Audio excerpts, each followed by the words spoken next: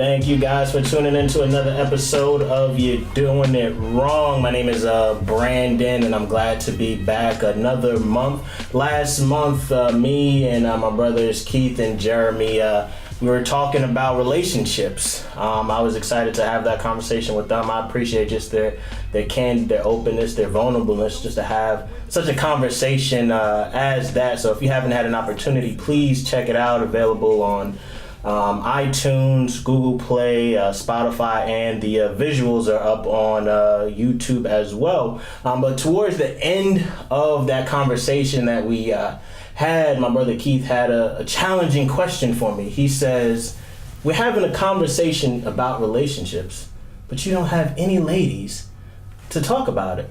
And so the reason I didn't have any ladies to talk about it, because and having these conversations about you're doing it wrong, I was trying to come from a nuanced position and have conversations that many people aren't already having. And I think relationships, just in my opinion, it was dominated coming from a woman's perspective, and I thought it would be nice to have it from a male perspective. But as Keith and other people have reminded me, it's probably important to get other perspectives as well. So I can admit when I'm doing it wrong, and I did not plan this at all, but I'm grateful for it, and I'm grateful that I have my sisters here who are willing to have the conversation, because it can be an awkward conversation, especially having it with just other people. But I'm glad their willingness to come aboard and just have the conversation about relationships. So I'm grateful to be here with my sisters, Lizzie and Tova. How are you guys doing today?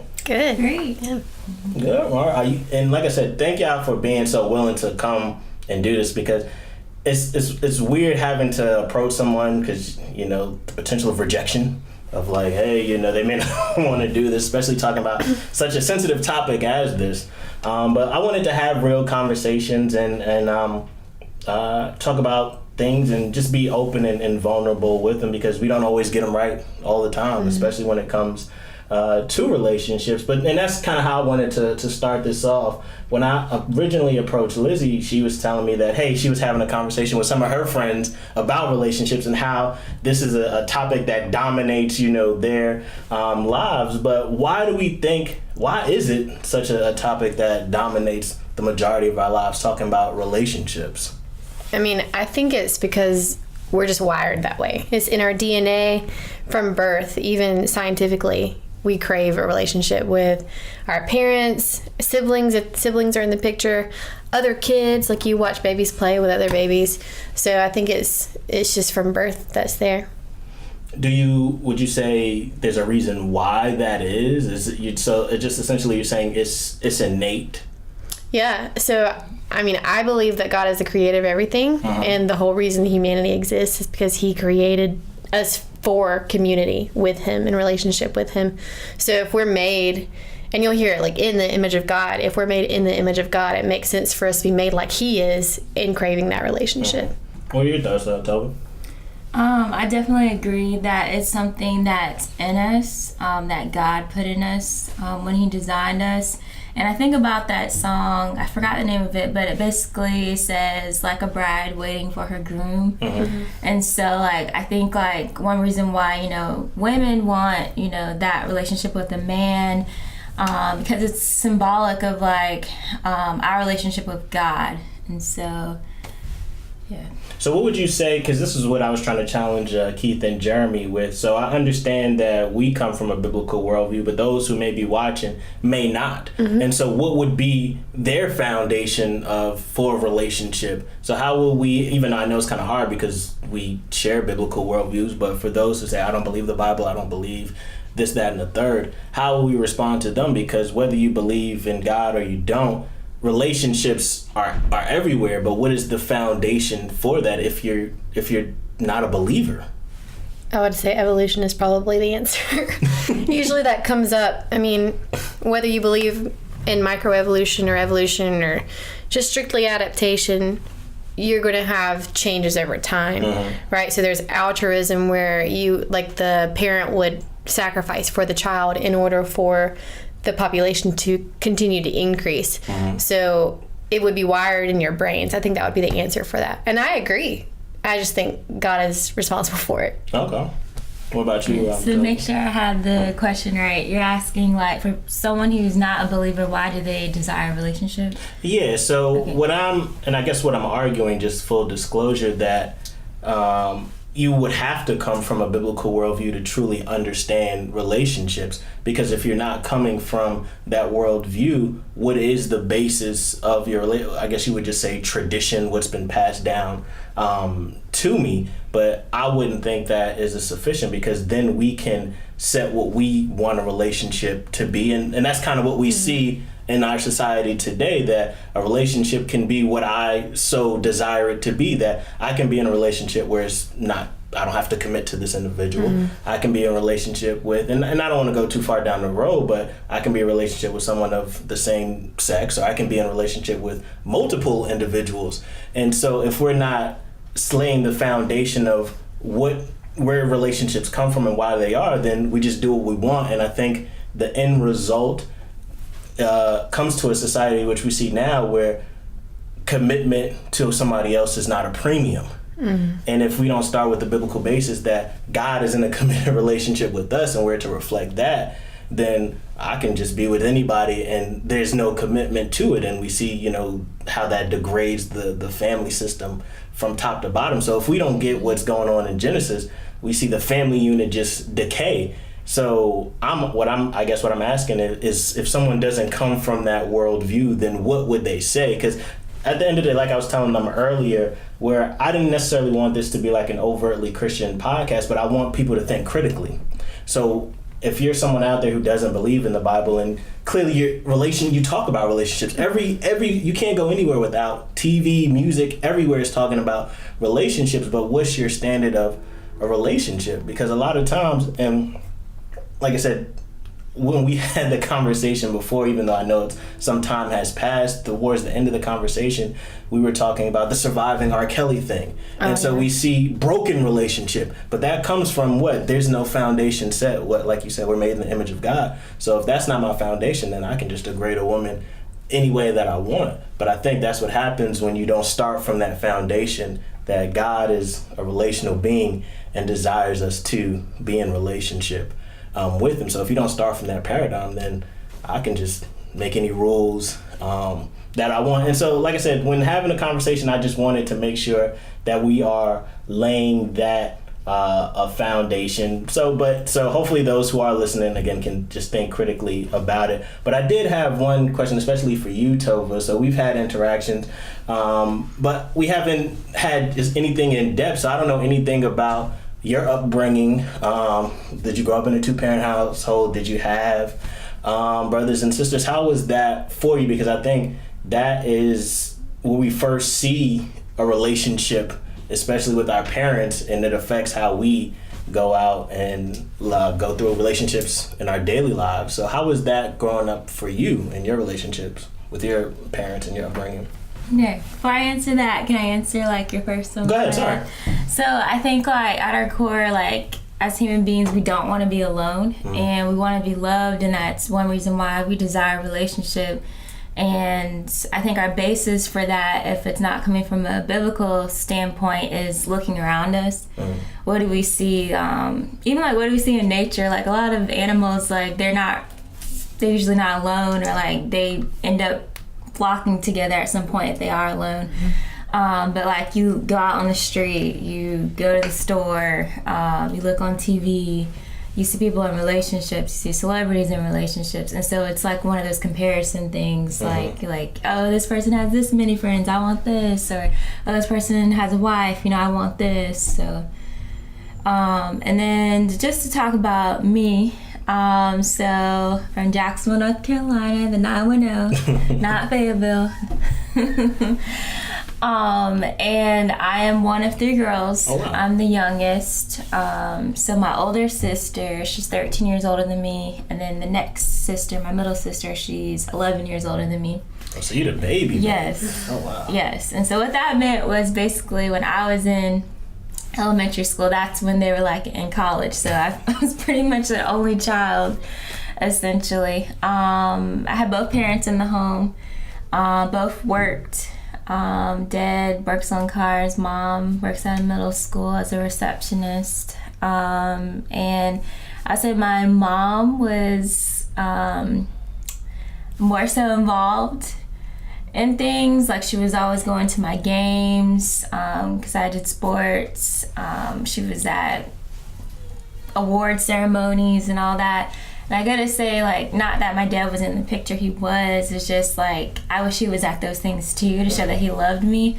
And so I think, like, relationship wise, several of my relationships, I was really looking for the attention of man, like finding my worth in that, like the attention he was giving me, because I really wasn't getting that from, like, my dad. So does that answer your question? No, it does. How was their interaction with each other? They like each other.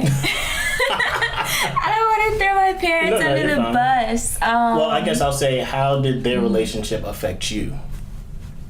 It definitely taught me a lot of things. Sacrifice, like, you know, just because someone's not doing their part in the marriage doesn't mean the other person doesn't do their part. And so I definitely saw that on one parent's side. My parents have been married for a while, and what they have, I guess, works. But as far as, like, looking at their relationship, I really looked at my middle sister's marriage as, like, an example.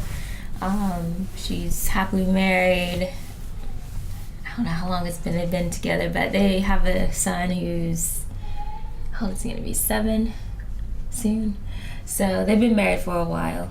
So did your parents' relationship encourage you or discourage you from wanting to pursue it yourself, or was it more of your sisters that was the example that you showed, and was that what you wanted to possibly model after? I think, you know, my parents' relationship, I still wanted that desire. I think was more so from a, like, I just desire that relationship with the man, like the worth issue I was talking about earlier. But I would say my sister's relationship with her husband definitely motivated me to go throughout that process and to look at marriage a different way. So, like, one example, my sister, you know, when she got taken, she was like MIA, and I just never understood, like, why. But then over time I realized, you know, once you are married, like, you leave, like, your old life and you become one with this other person, so you're not going to be at every, like, holiday function, or, you know, you might have to be at, you know, this commitment because your husband needs this support. And so I think that was good to see. What about you, Lizzie, growing up with seeing that example? Was it, and again, I don't want to throw your parents under the bus, was it a healthy environment? Was it something that encouraged you, hey, I want to pursue what my parents had? Or was it more of a deterrent for you? And how was that like growing up? I have loved watching my parents. They are like unicorns. I mean, they fight, they have their arguments. Sorry if you listen to this. But they just celebrated 40 years of marriage. Nice. And I don't think longevity is necessarily a healthy marriage. I think it's one thing to just stay married legally, but it's another thing to, like, be committed to one another and really be compatible. Like, being compatible means you're willing to struggle with one another, and they do to this day. They flirt openly. Sometimes I have to leave the room. It's gotten worse as I've gotten older, but I love that. It's also very awkward. Yeah. But you can just see their friends, and they sacrifice for each other, just like you were saying. Sacrifice is so huge. I watched my parents navigate even raising kids. So my dad worked night shift for a while, and my mom was, of course, day shift. And so sometimes they would just be like passing ships in the night, and they didn't enjoy that. That was not good for them. But, you know, they were able to be there for us, and that was just a few years. So my mom was able to pick us up from school. She was able to come get us if we needed something. My dad went to our sporting events when he was off work. So it was really good for us in a lot of ways, and they are the kind of couple that makes you want to get married. And I know that because even at their anniversary party last month, you could just see people speaking about their marriage as an example. There were several young couples especially who just, that I grew up with, who look at them and want to know the answers, like, how does this work? Yeah. So they still got stuff, but their marriage is beautiful.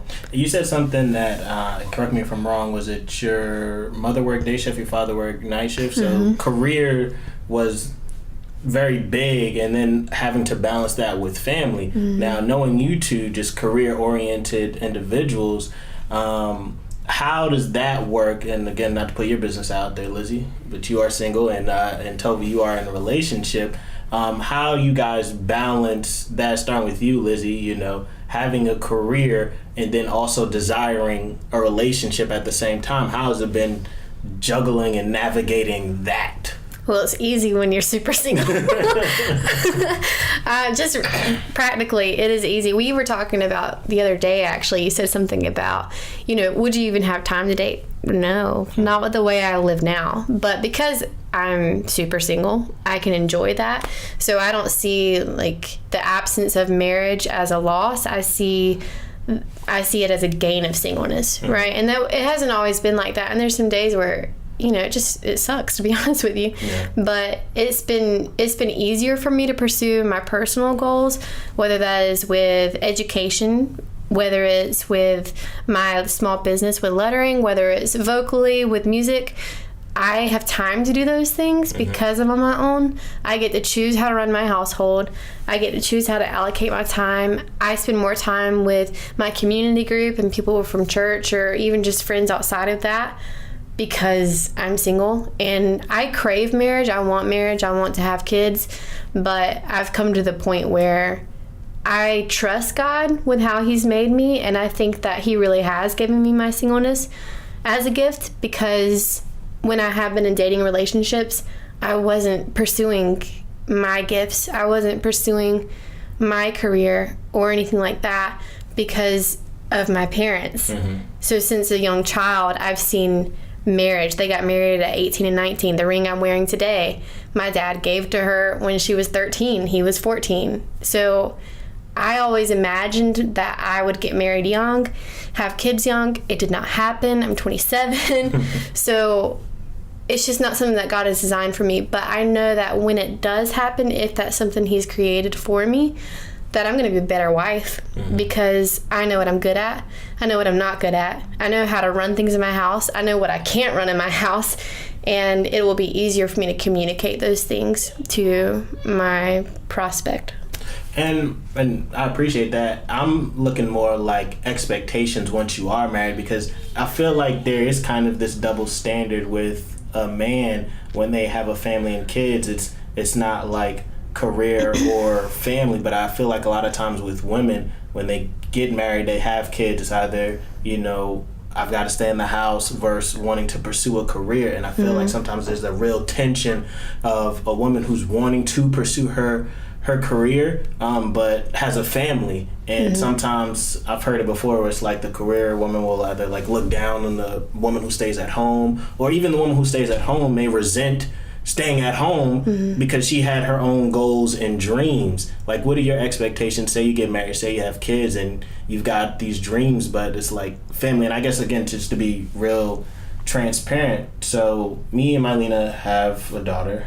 We want to have more kids, but in having more kids, at least one of us is going to have to stay home. It's not going to be possible for us to both be working, since we don't have, you know, extended family nearby. So one of us is going to have to stay home. And just to be completely honest, in my mind, it was just, she would have to stay home. Like, I'm not even considering me. I guess number one, because my job, the benefits that I have with my job would, but even being by myself, we couldn't support. So I know she's got her own dreams and goals, because even right now, she's like telling me that if she gets pregnant, she wants to like work it around like her photography and stuff like that, because as much as we, you know, hate to say it, having a family affects the woman more because she's going to be pregnant. You know, we've got to help put that into consideration. And I know for a lot of women, there's that tension of wanting to have a family and then pursue a career. So how have you even thought about those? Oh yeah, I have. So I'm certified as a teacher. So I think my story is unique because I feel like my mind is modern businesswoman. But because I'm certified K-6, I want to homeschool my babies and a bunch of other babies. Like, I legit want to have like a 15-passenger van made up of my children and several other children and provide them with an awesome education, because I know I can and I know I will. But I also want to pursue my small business on the side and pursue music, and that means time. So whoever I'm with needs to be someone who affirms those things in me, who points out my gifted areas, who sharpens them, who makes them better, and I don't want to feel stifled in that way. So I think what would happen is if I got married and then, or even just in a dating relationship, in a courtship relationship, and he was like, yeah, so I expect you to be at home with the kids and I'll go to work. I'm like, Joker? I'm so sorry, but that feels like a box to me. So if you force me into this, I'm not gonna wanna do it. I wanna be modern businesswoman again.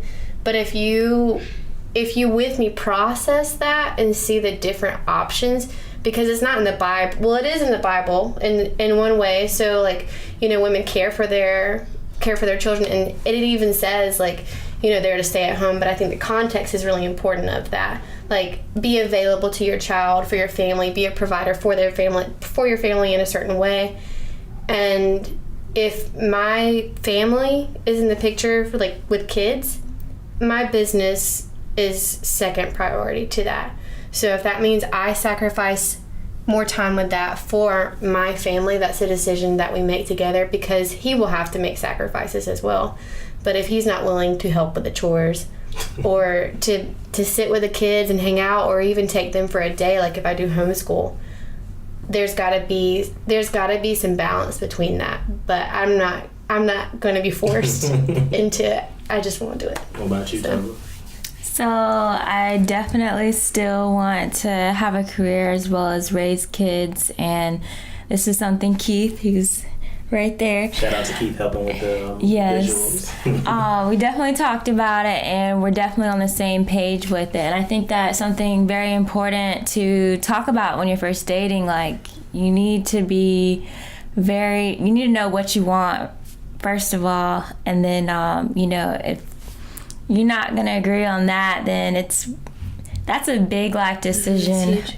So I don't know what would happen from that point on with the relationship. If no sides are willing to yield, it probably won't work out, or you'll be miserable if you decide to take the next step in a marriage. But my goal would be to get married, wait a few years before kids come into the picture. I know I can't plan everything about my life. I've tried and it doesn't work.